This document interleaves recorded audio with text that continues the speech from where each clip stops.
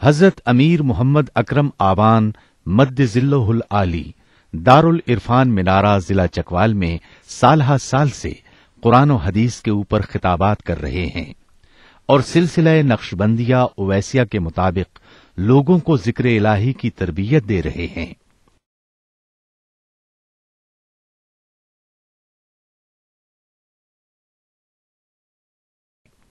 وہ قرآن پاک کی تفسیر ترتیب وار بیان کر رہے ہیں۔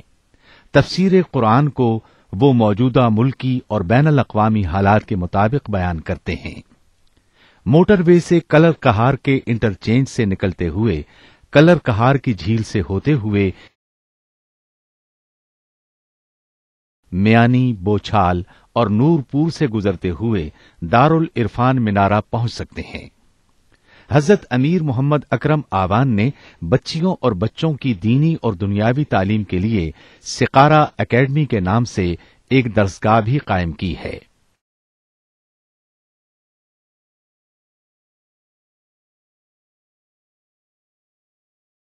جس کا افتتاح ملک پاکستان کے صدر جنرل محمد ضیاء الحق نے اپنے دست مبارک سے کیا تھا۔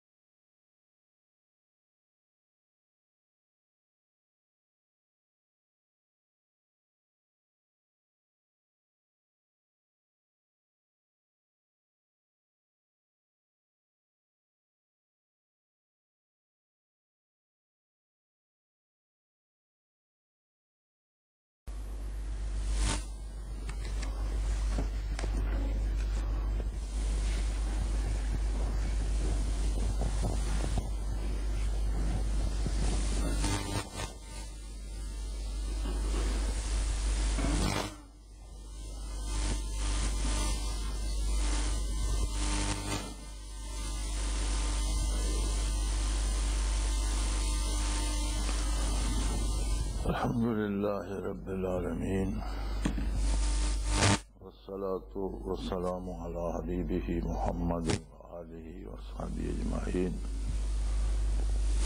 اعوذ باللہ من الشیطان الرجیم، بسم اللہ الرحمن الرحیم۔ ومن الناس من يتخذ من دون اللہ اندادا یحبونہم کحب اللہ والذین آمنوا اشد حبا للہ ولو الذین ظلموا اذ یرون العذاب ان القوة للہ جميعا وان اللہ شدید العذاب۔ اذ تبرأ الذین اتبعوا من الذین اتبعوا ورأوا العذاب وتقطعت بهم الاسباب۔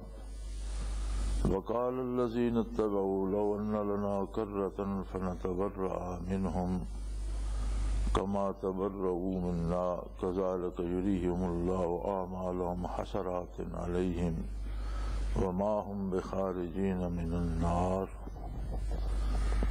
يا أيها الناس كلوا مما في الأرض حلالا طيبا ولا تتبعوا خطوات الشيطان إنه لكم عدو مبين۔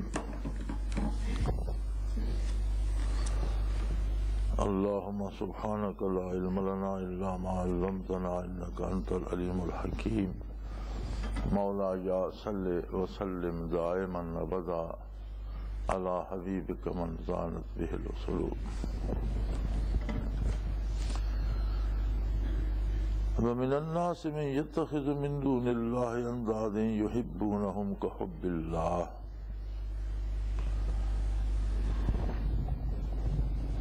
اللہ جل شانہ نے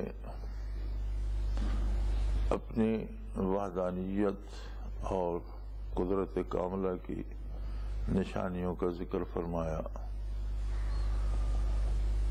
پھر نور نبوت کا ذکر فرمایا اور تعلیمات و برکات نبی کریم صلی اللہ علیہ وسلم کا ذکر فرمایا، اور پھر ارشاد فرمایا کہ اس کے باوجود کچھ لوگ ایسے ہیں جو اللہ جل شانہ کے علاوہ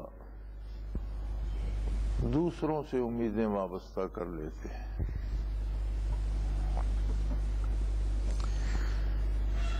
ایک بڑی عجیب بات ہے کہ دنیا میں آخر مجبور ہو کر سب لوگوں کو ایک آخری قوت ماننا پڑتی ہے۔ یہ الگ بات ہے کہ انہیں اللہ کی معرفت نصیب نہ ہو، لیکن عقل انسانی مجبور ہو جاتا ہے کہ ایک قوت ایسی مانی جائے جو سب سے آخر، سب سے اوپر ہو اور جس سے اوپر کوئی نہ ہو، ورنہ تو تسلسل لازم آتا ہے اور وہ ختم ہونے میں نہیں آتا کہ اس سے اوپر کوئی ہے تو پھر اس سے اوپر کوئی ہے، پھر اس سے اوپر کوئی ہے، تو وہ تو چلا جائے گا۔ بالآخر ایک قوت ایسی تسلیم کرنا پڑتی ہے جس سے اوپر کوئی نہ ہو، تو یہ تو عقل کی مجبوری ہے۔ لیکن اللہ جل شانہ کی پہچان اور اس کی معرفت محض عقل کا کارنامہ نہیں ہے، یہ کیفیات قلبی سے متعلق ہے۔ جب تک دل میں نور توحید نہ آئے تب تک عقل محض ایک طاقت کو مانتی ہے جو سب سے اوپر ہے۔ وہ کون ہے، وہ کیسا ہے، اس کی ذات کیسی ہے، اس کی صفات کیسی ہیں، اس سے محروم رہتی ہے۔ پھر لوگ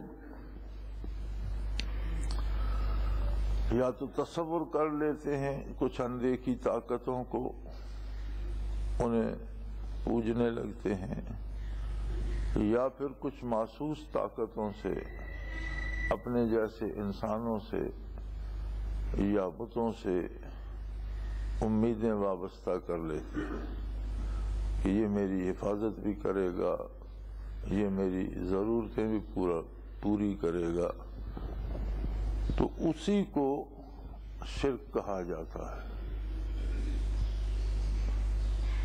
اللہ کی ذات میں کسی کو شریک کیا جائے شرک ہے، اس کی صفات میں کسی کو شریک مانا جائے تو شرک ہوتا ہے۔ اسلام کے علاوہ اس وقت دنیا میں کوئی ایسا مکتب فکر نہیں ہے جو اللہ کو جیسا وہ ہے ویسا مانتا ہو۔ ہمارے ہاں جو اہل کتاب ہیں جن کے پاس پہلی کتابیں جن پہ نازل ہوئیں ان میں نصارہ ہیں، یہودی ہیں، لیکن انہوں نے بھی اپنی کتابوں کے خلاف عقیدے گھڑ لیے ہیں۔ عیسائیوں نے عیسیٰ علیہ السلام کو اللہ کا بیٹا مانا، اور یہودیوں نے عزیر علیہ السلام کو وقالت الیہود عزیر ابن اللہ کا بیٹا مان لیا۔ اسی طرح مختلف قسم کی گمراہیوں میں مبتلا ہو گئے، اور پھر جس سے امید وابستہ کرتے ہیں اس سے اس طرح کی محبت کرنے لگتے ہیں جو صرف اللہ کا حق ہے۔ یحبون کا حب اللہ، ان سے پھر اس طرح کی محبت اور اس طرح کی کا تعلق بنا لیتے ہیں یا اس طرح کی امیدیں وابستہ کر لیتے ہیں جو صرف اللہ کریم کا حق ہے، اور جسے نور ایمان نصیب ہوتا ہے۔ والذین آمنوا اشد حبا للہ، وہ سب سے زیادہ محبوب اللہ کریم کی ذات کو رکھتا ہے۔ اس سے یہ مراد نہیں ہے کہ مومن دنیا میں کسی اور چیز سے محبت ہی نہیں کرتا۔ محبت ایک فطری عمل ہے۔ انسان ہر چیز میں جس طرح محتاج ہے اسی طرح اس کی محبت بھی اس کی احتیاج کا ایک رخ ہے۔ جہاں سے وہ سمجھتا ہے کہ میری کچھ مدد ہوگی، میری کچھ ضرورت پوری ہوگی، اس جگہ کو، اس چیز کو، اس سبب کو محبوب رکھتا ہے۔ انسان کو اپنی ذات سے محبت ہوتی ہے، ہر طرح سے اسے بچانے کی کوشش کرتا ہے۔ اپنے مال سے محبت ہوتی ہے، اس کی حفاظت کرتا ہے۔ بیوی بچوں سے محبت ہوتی ہے، ماں باپ سے محبت ہوتی ہے، بہن بھائیوں سے محبت ہوتی ہے. تو یہ ساری محبتیں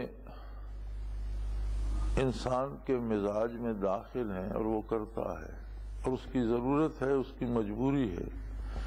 لیکن نور ایمان کی خاصیت یہ ہے کہ جب ایمان نصیب ہوتا ہے تو سب پر غالب اور سب سے شدید محبت جو ہوتی ہے وہ اللہ کی محبت ہوتی ہے.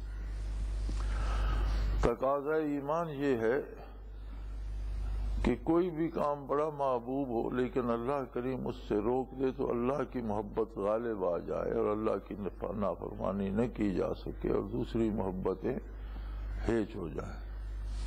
والدین کی محبت فطری بھی ہے اور ضروری بھی ہے، لیکن اگر والدین بھی اللہ کی راہ میں رکاوٹ بنے فلا تطعہما، یہ بات ان کی نہ مانو کہ وہ اللہ کے کام سے روکیں یا اللہ کے دین سے روکیں یا ایمان لانے سے روکیں، تو یہ بات ان کی نہیں مانی جائے گی. اگرچہ ان کا احترام پھر بھی رہے گا کہ والدین ہیں. وَلَا تَقُلْ لَهُمَا أُفٍّ وَلَا تَنْهَرْهُمَا وَقُلْ لَهُمَا قَوْلًا كَرِيمًا، انہیں کبھی سخت زبانی سے ان سے بات نہ کرو اور ان سے نفرت نہ کرو اور ہمیشہ پیار سے بات کرو، لیکن اللہ کی نافرمانی کا حکم دیں فَلَا تُطِعْهُمَا، تو ان کی بات مت مانو. ان کی محبت اپنی جگہ، لیکن سب محبتوں پر جو محبت غالب ہوگی وہ اللہ کی ہوگی. ایمان کا تقاضا یہ ہے کہ والذین آمنوا اشد حبا للہ، جنہیں نور ایمان نصیب ہوتا ہے وہ بہت شدید محبت جو ہے وہ اللہ سے کرتے ہیں، اور دوسری کوئی بھی محبت انہیں اللہ کریم کی نافرمانی پہ مجبور نہیں کر سکتی.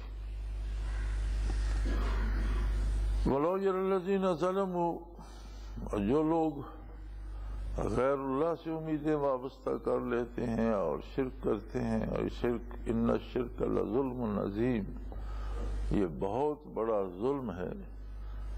تو اگر آپ دیکھیں ان لوگوں کو جو اس ظلم میں مبتلا ہوتے ہیں، اذ یرون العذاب، دیکھنے کی بات تو تب ہوگی جب وہ عذاب کو دیکھیں گے، جب وہ آخرت میں پہنچیں گے اور جب انہیں اللہ کے عذاب نظر آئیں گے تب انہیں احساس ہوگا ان القوت للہ جمیعا، کہ حقیقتاً ساری قوت اللہ کی ہے، ساری طاقت اللہ کے پاس ہے.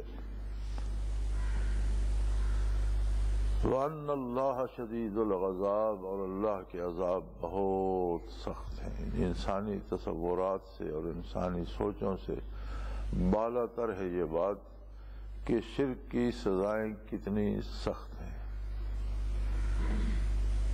اس لیے اللہ کریم نے انسان کو بچانے کے سارے اسباب دنیا میں مہیا فرمائے، اپنی قدرت کاملہ کی نشانیاں فرمائیں اور نور نبوت سے، علوم نبوت سے، برکات نبوت سے جہان کو جگمگا دیا.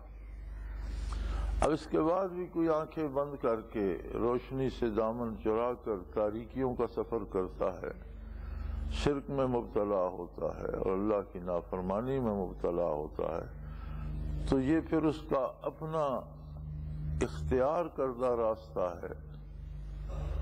اور جب پیدا وہ فرماتا ہے، ساری نعمتیں وہ عطا فرماتا ہے، بالآخر حساب بھی اسی کو لینا ہے، تو اسی کی نافرمانی کی جائے دوسروں کو خوش کرنے کے لیے، تو فرمایا اس کی سزائیں بھی بڑی سخت ہیں. اور اے مخاطب، کاش تو اس وقت دیکھے ظلم کرنے والوں کو یا کفر و شرک میں مبتلا ہونے والوں کو یا غیر اللہ سے امیدیں وابستہ کرنے والوں کو، اگر تو اس وقت دیکھے جب وہ عذاب ان کے سامنے ہوں گے، جہنم سامنے ہوگا اور اس کے دردناک عذاب سامنے ہوں گے، تب انہیں یقین آ جائے گا کہ ساری قدرت تو اللہ کی تھی، ساری طاقتیں اس کے پاس ہیں، اور یقیناً اس کے عذاب بہت ہی سخت اور بہت ہی شدید ہیں. اس وقت پھر وہ یہ کوشش کریں گے کہ جو لوگ پیروی کرتے تھے، جو لوگ پیروکار بنے ہوئے تھے، ان کے جو انہیں کفر و شرک کے راستوں پہ چلاتے تھے، وہ کہیں گے جی ہم ان سے بالکل بیزار ہیں، ہم ان کی بات آئندہ نہیں مانیں گے، انہوں نے ہمیں تباہی کے دہانے پہ لا کھڑا کیا۔ وَإِذْ تَبَرَّأَ الَّذِينَ اتُّبِعُوا مِنَ الَّذِينَ اتَّبَعُوا، جب پیروکار اپنے پیش رووں سے بیزاری کا اعلان کریں گے اور یہ کہیں گے لَوْ أَنَّ لَنَا كَرَّةً، کاش ہمیں ایک دفعہ پھر دنیا میں جانا نصیب ہو جائے، لَوْ أَنَّ لَنَا كَرَّةً، ایک دفعہ ہمیں واپسی کی اجازت مل جائے، وہی دار دنیا ہو، وہی شب و روز ہوں، وہی ضرورتیں ہوں ہماری، وہی ہم ہوں، اور پھر ہم ان سب سے بیزار ہو کر صرف اللہ کو پکاریں اور اس سے امید رکھیں اور اس سے محبت کریں۔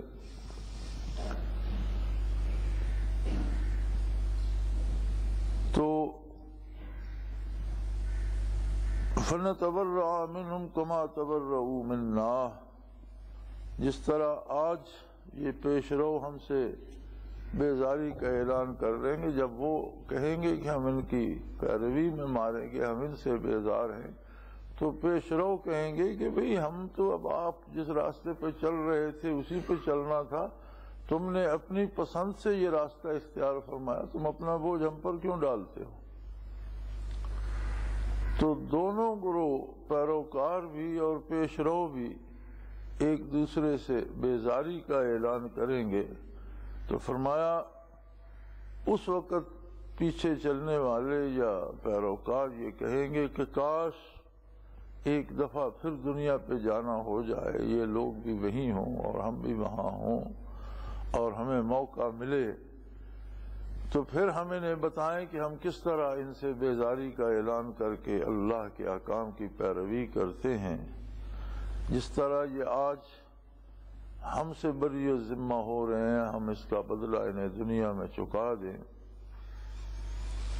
فرمایا کذالک یریہم اللہ اعمالہم حسرات علیہم، اس طرح اللہ ان کے اعمال کو ان کے لیے باعث حسرت بنا دے گا، انہیں اس وقت دکھ ہوگا اور ان کے دل میں حسرت پیدا ہوگی کہ ہم کیا ظلم کرتے رہے، کاش ہمیں اب موقع مل جائے تو ہم اس کی اصلاح کر لیں۔ تو یہ صرف حسرت ہی ہوگی، دوبارہ دنیا میں لوٹنا نہیں ہوگا کسی کا۔ وما ہم بخارجین من النار، ان کی یہ تمنائیں اور آرزوئیں انہیں دوزخ سے نکال نہیں سکیں گی۔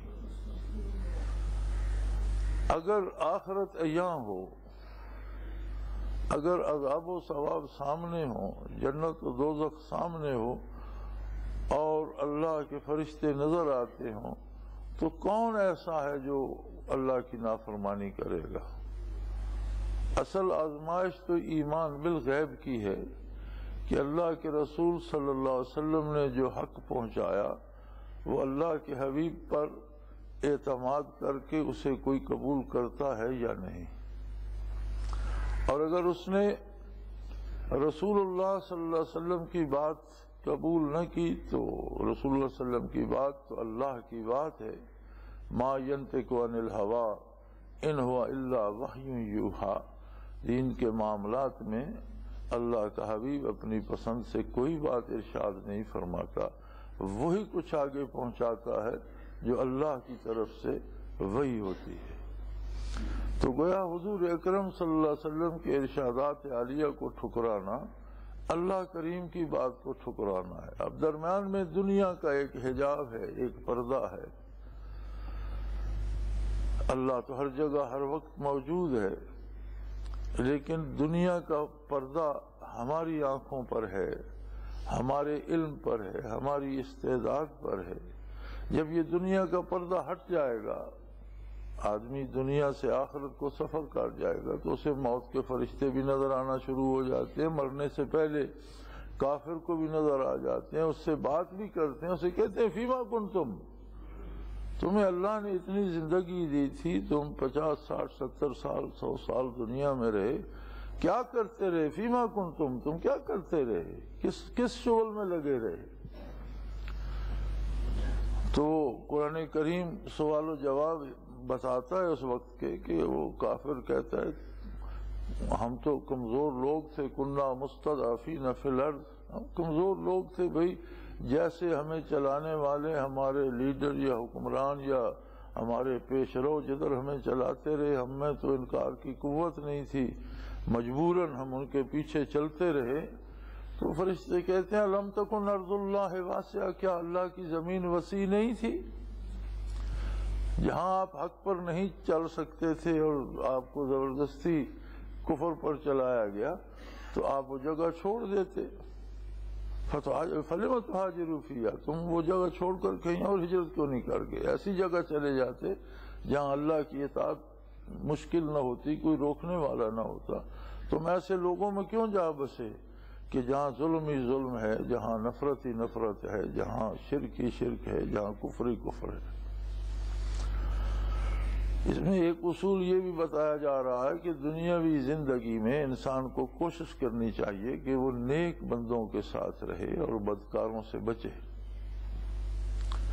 چہ جائے کہ یہاں ہمارا معاملہ ہی الٹ ہے، ہم دنیاوی چند سکوں کے لیے دارالاسلام کو چھوڑ کر دارالکفر میں جانے کی صحیح کرتے ہیں، لاکھوں روپے دے کر جاتے ہیں، بڑی مشکلوں سے پہنچتے ہیں، اور جب وہاں پہنچتے ہیں تو پھر یہ شکوہ ہوتا ہے کہ یہ کھانا بھی حلال نہیں ملتا، بچے آوارہ ہو گئے ہیں، اولاد کنٹرول نہیں ہوتی، بچے آوارہ ہو گئے، ہم کیا کریں؟ بھئی آپ نے خود یہ سودا خریدا، پھر اس میں رونے کی کیا بات ہے؟ اصول تو یہ تھا کہ جہاں نیکی آسان تھی، جہاں نیک لوگوں کی محفلیں میسر تھیں، آپ دارالکفر سے بھی اور مشرکین کے علاقوں سے بھی سفر کر کے وہاں جمع ہوتے اور زندگی کو اللہ کی مرضیات کے مطابق گزارنے کی کوشش کرتے۔ زندگی کا مقصد دولت کے انبار جمع کرنا نہیں ہے، اس لیے کہ کسی نے زر و جواہر کو اور مال و دولت کو اٹھا کر ساتھ نہیں لے جانا، نہ یہ سکہ آخرت کے بازار میں کام آئے گا، نہ وہاں اس کی کوئی حیثیت ہوگی۔ تو ہمیں چونکہ جانا ہے تو زیادہ سفر دولت دنیا نہیں ہوگی، زیادہ سفر اللہ کی اطاعت اور اللہ کے حبیب صلی اللہ علیہ وسلم کا اتباع ہوگا۔ تو حقیقتاً کمانے والی دولت تو وہ ہے۔ بندہ کوشش کرے کہ جہاں ممکن نہیں ہے دارالکفر سے دارالاسلام میں آئے، وہاں آئے جہاں اسلام پر عمل آسان ہے، وہاں آئے جہاں اسلامی علوم ملتے ہیں، وہاں آئے جہاں اسلام پر عمل کرنے والے لوگ ملتے ہیں، وہاں پہنچے جہاں اللہ کا قرب نصیب ہوتا ہے، اللہ کے نیک بندے بستے ہیں، وہاں جائے تاکہ وہاں سے زاد آخرت کما سکے۔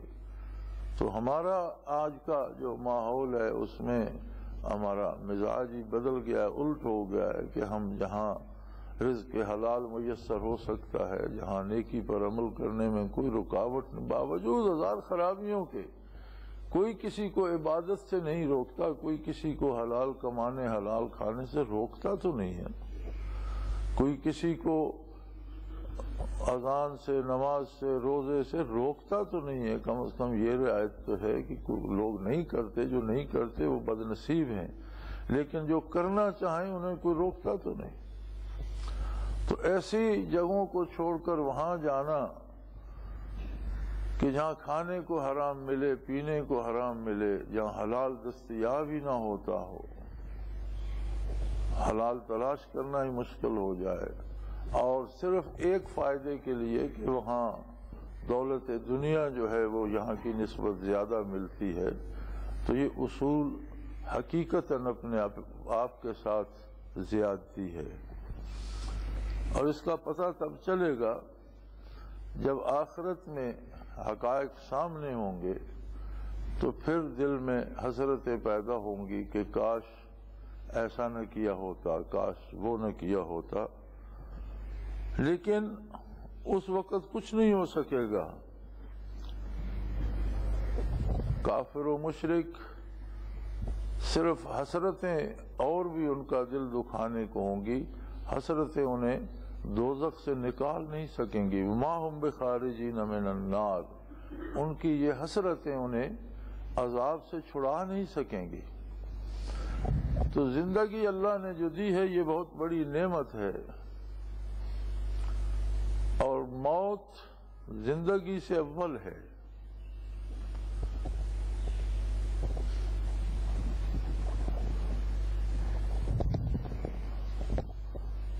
خلق الموت والحیات لیبلوکم ایکم احسن عملا، اس نے موت بھی پیدا فرمائی، حیات بھی پیدا فرمائی، گویا حیات سے پہلے موت کا ذکر ہے۔ عجیب بات ہے کہ آپ انسانوں کی آبادی میں جائیں تو راستے میں سب سے پہلے قبرستان آتے ہیں، ہر آبادی کے باہر آبادی میں داخل ہونے سے پہلے عموماً قبرستان ملتے ہیں۔ موت مقدم ہے زندگی سے، اور زندوں سے پہلے مردوں کی بستیاں نظر آتی ہیں۔ اس کے باوجود انسان بھول جاتا ہے اپنے آپ کو، یہ خیال نہیں کرتا کہ کل مجھے بھی یہاں زیر زمین ہونا ہے اور آخرت میں جانا ہے، اور وہ اعمال، وہ دولت، وہ چیزیں جمع کروں جو میرے ساتھ میری قبر میں جائیں، آخرت میں جائیں، اللہ کی بارگاہ میں مجھے سرخرو کریں۔ تو اگرچہ یہ حال کافروں کا ہے، نور ایمان کی برکت یہ ہے کہ کسی مومن کو بطور سزا جہنم میں جانا بھی پڑا تو اس کے لیے ہمیشگی نہیں ہوگی، اللہ معاف فرما دیں گے۔ بہت سے لوگ نیک لوگوں کی، انبیاء، اولیاء، صلحاء کی سفارش سے چھوٹ جائیں گے، بہت سے لوگ معصوم بچوں کی سفارش سے چھوٹ جائیں گے، لیکن جسے جانا بھی پڑا وہ بھی اپنی سزا اللہ معاف کر دے یا پوری کر لے تو اسے بھی جہنم سے رہائی مل جائے گی۔ ایمان کی برکت یہ ہے کہ مومن کبھی ہمیشہ جہنم میں نہیں رہے گا، لیکن جہنم کے کچھ لمحات بھی پھر اسے ابد و بعد یاد رہیں گے۔ تو کفر ایسی مصیبت ہے اور شرک ایسی مصیبت ہے کہ کبھی جہنم سے رہائی نصیب ہی نہ ہوگی، نہ کوئی اس کی شفاعت کر سکے گا، نہ کوئی اس کی سفارش کر سکے گا، نہ کسی کی دعا اس کے حق میں قبول ہوگی، نہ دعا کرنے کی اجازت ہی دی جائے گی، بلکہ قرآن نے منع کر دیا ہے کہ اگر کوئی کفر پر مر جاتا ہے تو اس کے لیے دعا کرنا جائز ہی نہیں ہے۔ تو زندگی کے لمحات کو قیمتی سمجھنا چاہیے جیسا کہ وہ قیمتی ہیں، اور کوشش کی جانی چاہیے کہ اکثر وقت ایسے لوگوں میں گزرے جو اللہ کے اطاعت گزار بندے ہوں، نیکوں کی صحبت سے نیکی نصیب ہوتی ہے۔ صحبت صالح ترا صالح کند، صحبت طالع ترا طالع کند، نیکوں کی صحبت تجھے نیک بنا دے گی اور بدکاروں کی صحبت تجھے بھی بدکاری کی طرف لے جائے گی۔ اللہ کریم توفیق عطا فرمائے، اپنے بندوں کا ساتھ نصیب فرمائے، زندگی میں، موت میں، اور ما بعد الموت بھی۔ وآخر دعوانا الحمدللہ رب العالمین۔